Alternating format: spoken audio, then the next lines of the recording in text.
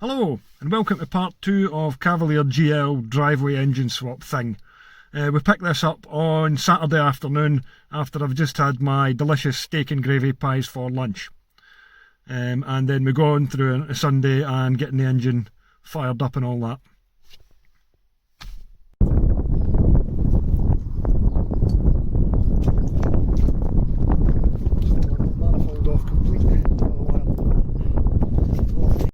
Yeah, that's the cylinder head off the 130 engine. If you look there, you can see that the indent at the top of the piston is smaller compared to the NE. Not that it's really going to make much difference when we put them together, it will still go pretty much the same. Yay! Now these clutches and flywheels are the best because you can drop the clutch out the bottom of the gearbox by clamping it up.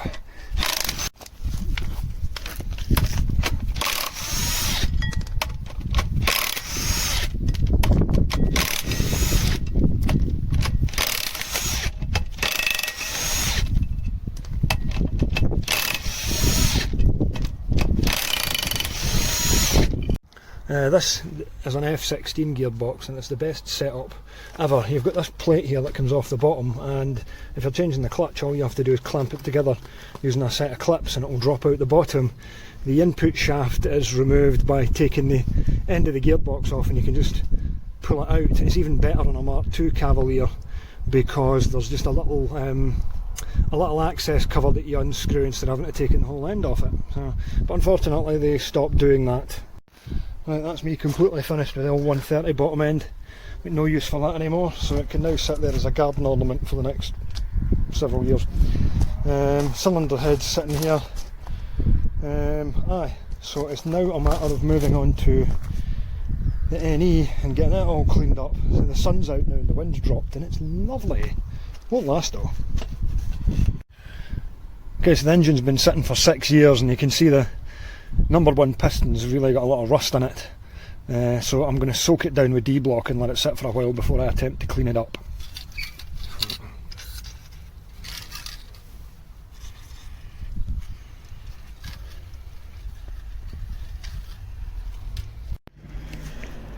The assistant is here. Yeah, I know, somebody's left a whole load of crap lying about in your garden.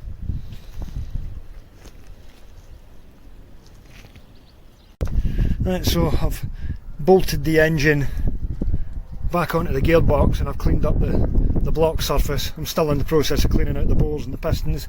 I've covered this, all the oily crap that's on it, with some degreaser, and what we'll do is I'm going to leave this to soak in and then I'm going to get the pressure washer out and give it all a clean up, because it wouldn't be very nice to go and fit it back in again with all that oil and crap all over it. Right. New head gasket. I'm just going to go and fit the cylinder head now, get it torqued down, then I'll get it up in the engine crane and give it a wash, and that'll do for the day. And then it'll be plain sailing getting it fitted again tomorrow. Okay, so that just so there. Right, cylinder head. You know, I nearly forgot to clean the cylinder head up. I only did the block. So I've flipped it over and done that.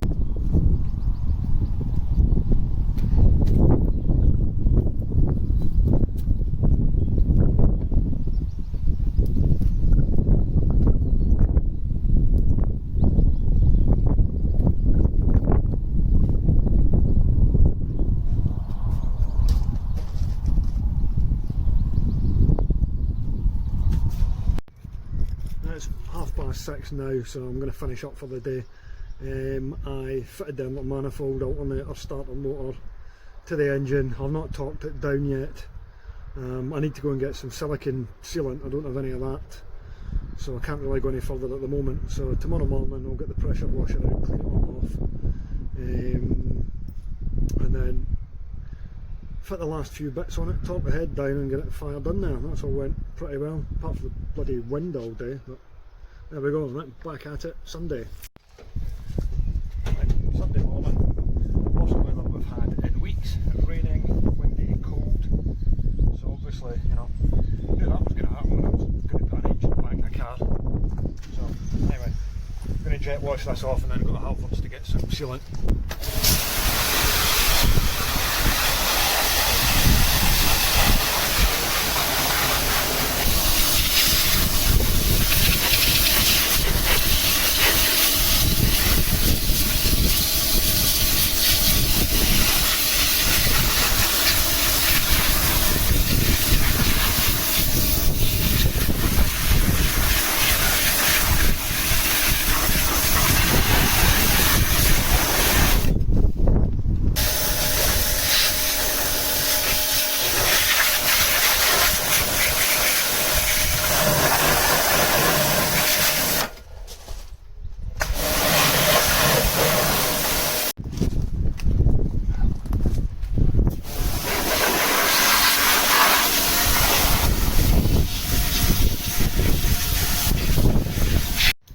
Dry clothes on, it stopped raining, which is good. Now I'm going to head down to Halfords to go and get some sealant.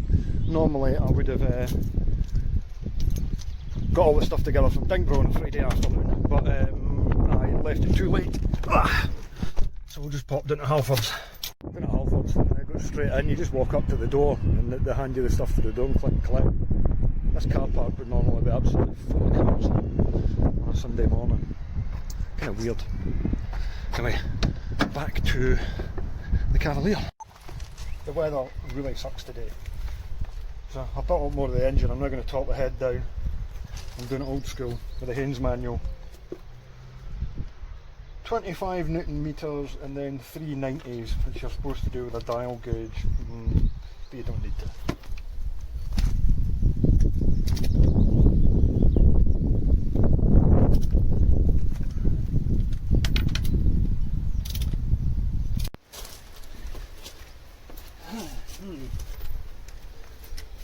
After some investigation, my top wrench no longer torques. I've got another one, but it's down at the unit, so I won't be able to top the head down, but I suppose it doesn't really matter. I'll just go and get the other one tomorrow and get the rest of it built up and put it in. It's also tanking it down the rain now as well. It's not much fun. Hasn't rained for weeks. The timing belts on these, tension set off the water pump. Take the bolts out and turn them around to get set it up properly, but sometimes you can get lucky and stick the belt on without having to adjust that. I know that that's not that old, so I haven't replaced it. They very rarely ever go wrong on an 8 valve anyway, so I'm going to see if I can get the belt on now, but I started pouring the rain again, so I'll shut the camera. That belting on, no problem. A timing mark at the top there. You have a little pin there if you're doing it off the bottom pulley. If you take the pulley off, there's another mark on behind it. Yep, straight on. It doesn't really get any easier. An old 2 litre 8 valve. So I'm just going to mention, while the engine's out, you can see it, there's two earths that connect in the back of 2 litre 8 valves to there, on the back of the cam box, and I've had them cause running problems a few times if they're rotten or they're not getting a good connection in the back there. It will make the car quite unhappy, so worth looking into if you've got problems with your 8 valve. Right, so I'll explain a bit about the wiring on these cars. It doesn't matter which model you get from the era because the colours are all the same.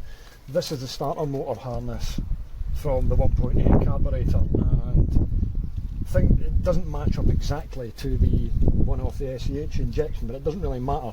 So you've got the main wiring plug here. This thick red blue wire is for your starter motor, which would go up to the ignition switch.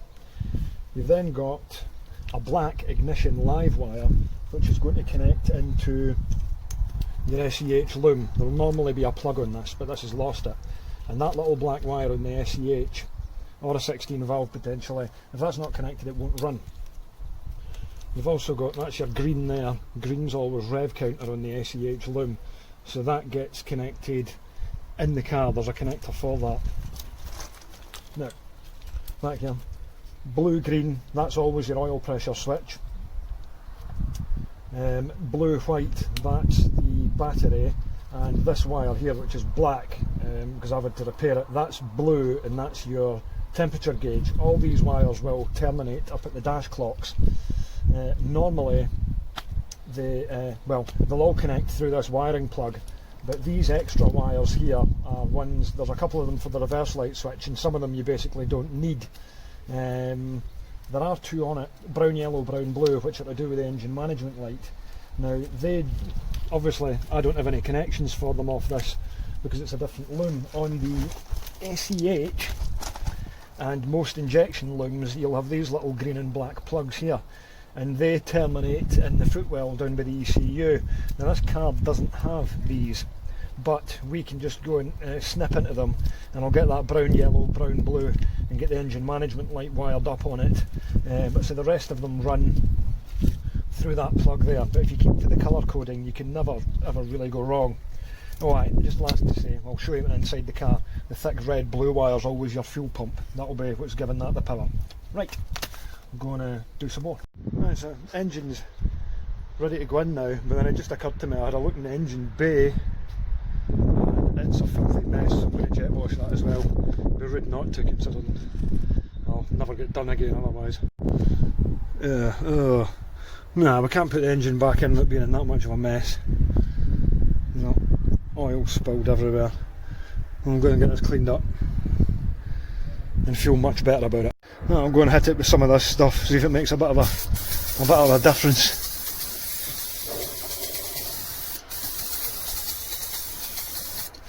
What you really want is a hot jet wash, like one of those big diesel powered steam cleaner things. That's what you want. I'll take everything off, including paint. Well, it's all dirty down the wings. This is going to be a good opportunity to make this look nice, or than what it is. I'll take that airbox out as well.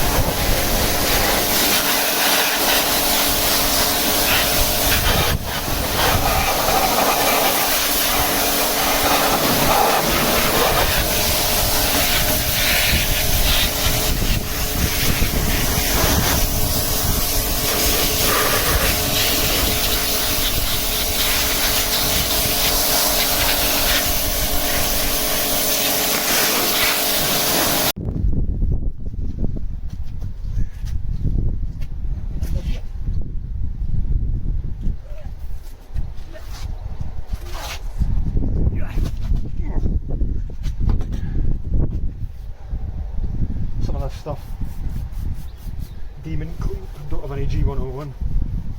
Well, I probably do, I just can't be bothered to find it.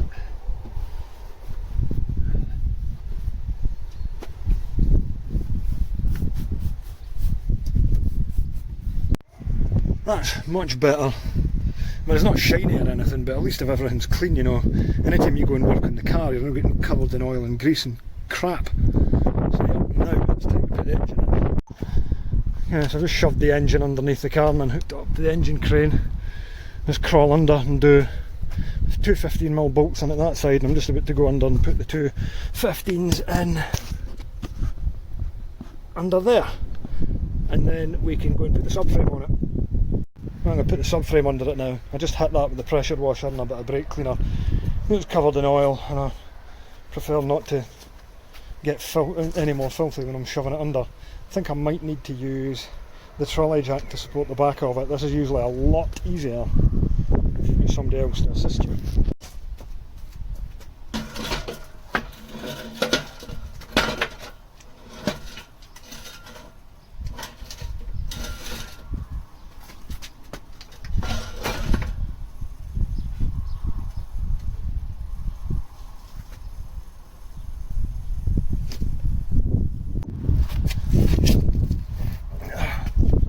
First,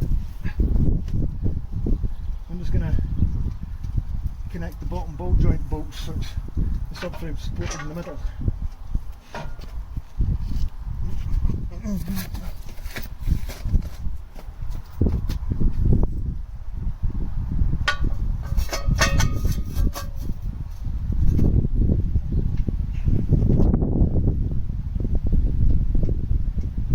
I've done there is I've put the trolley jack right in the back corner of the subframe, and that's just let that rear engine mount threads drop into place there, so I can get the nuts on them, and then if I can get one of the rear nuts or even one of the central ones in the subframe, that'll be us sorted.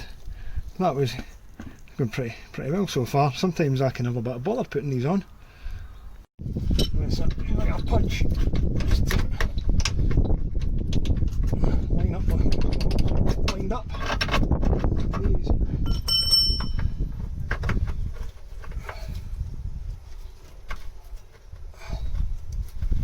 Hopefully take a bite.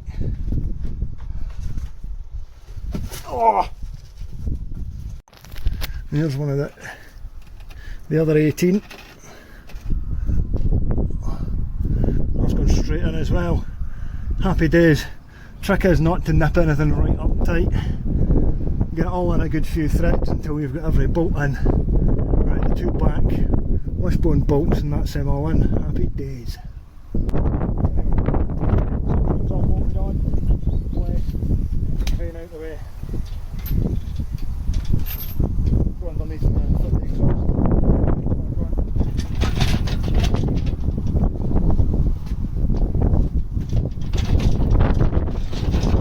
Wiring, I'm saying it quite often for the rev counter, there's a green wire, which is that there, hiding in the back of the battery tray. That's your green there, and that's the green off our 2 litre lumen. That'll connect right up to the car there.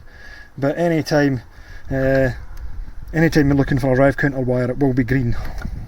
Okay, so now I'm going to set the gear linkage up on it. I usually just do this by sight, and it's dead easy once you know where the gear lever sits. Your gear linkage, it'll normally sit right between 3rd and 4th, so you want it to be sitting, if that's 5th,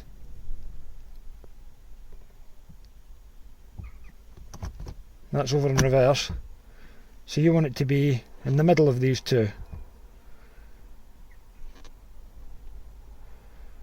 So around about there. That's where you want it to be. Now it's easier if you've got somebody to go and hold the lever in place, but if you go round to the other side and I'll go round and tighten the 13mm pinch bolt up and we'll see how far away it is. So I'll just go underneath the car again, and there's the linkage there with the pinch bolt. So if I go and tighten that up and it doesn't move position, it should be exactly where we want it to be. Okay, so I've tightened it up, so we'll see 1, 2, 3, 4, 5. Reverse. Perfect. First time. Dead easy. Keys just to get it sitting, remembering where it should sit when it's in neutral. Wahey!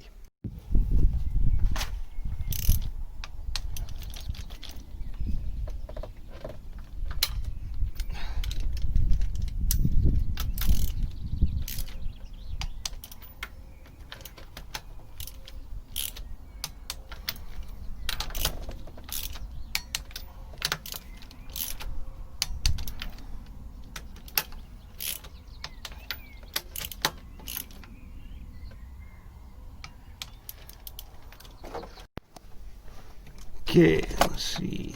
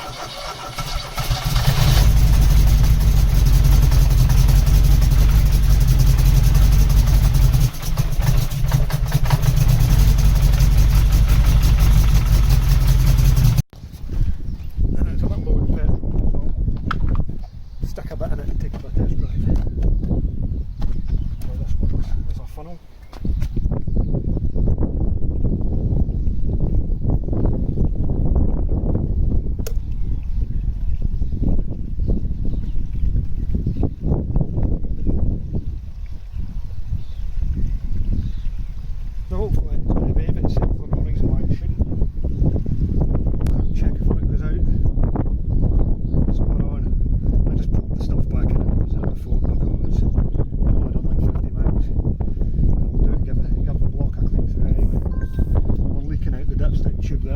as I can see, that's the only thing coming out it. I think we're good to go.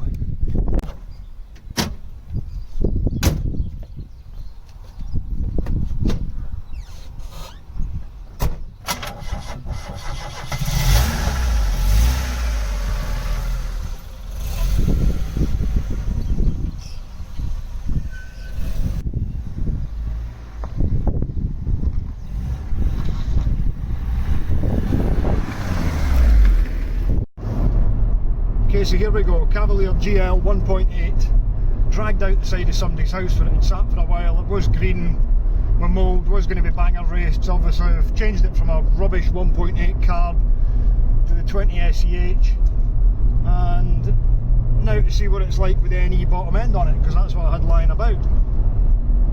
Because the 8 valves are getting harder to get. Somebody was selling one on Facebook yesterday and they were like 200 quid, and I was like, okay, I'll have it if everything comes with it, and they're like, no, that's just for the engine. And I was like, well, that's not going to be much use to anybody, you know, getting the loom in the ECU and everything with it. Not to worry. This thing's spot on actually. Forgot how nice it is. That's 60 miles an hour. I've retained the 1800 wide ratio gearbox, which isn't quite as leggy as the 2 litre one, but we're still sitting 60 miles an hour and the clock's 2100 RPM. It's off again. So I'm well impressed with how original this car is. We've got the original Vauxhall stereo cassette there. GL middle of the range model, velour trim, body coloured bumpers. You could have the 16, the 18, the 2 litre, straight diesel, turbo diesel. So quite a wide range of engines and things. What I did with the car when I got it, for putting the 2 litre in it, I've put a set of gas shocks on it, like just SRI spec ones, and a set of lowering springs off eBay, which don't seem to have lowered the back end at all. But it's toughened it up nicely. I'd say it sits very similar on the road to an SRI now. The SRI is supposed to have bigger anti-roll bars on it, but I don't know if you would actually ever notice that when you're out on the road with them.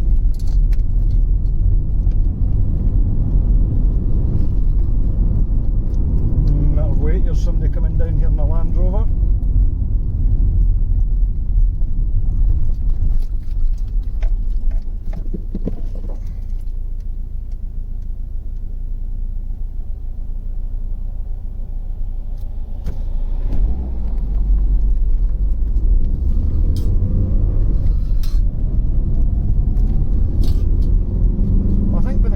It's the 2 litre engine is what makes it, you know, the 1800 carburetor is not an engine that's dated well at all, whereas your 8 valvers, they're still on a lot of stuff to do.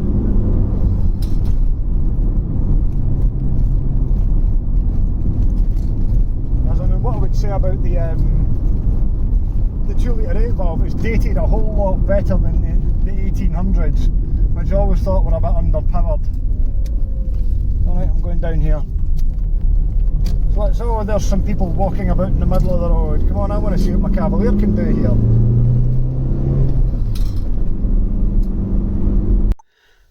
So that's it. It seems to be running really well. All that I need to do now is drive it a bit, give it a good polish up, and hopefully sell it on. If you're interested, you can have it for 900 quid and I'll have a full year's MOT. Genuine, 45,000 miles. Hope you enjoyed the videos. I might make some more.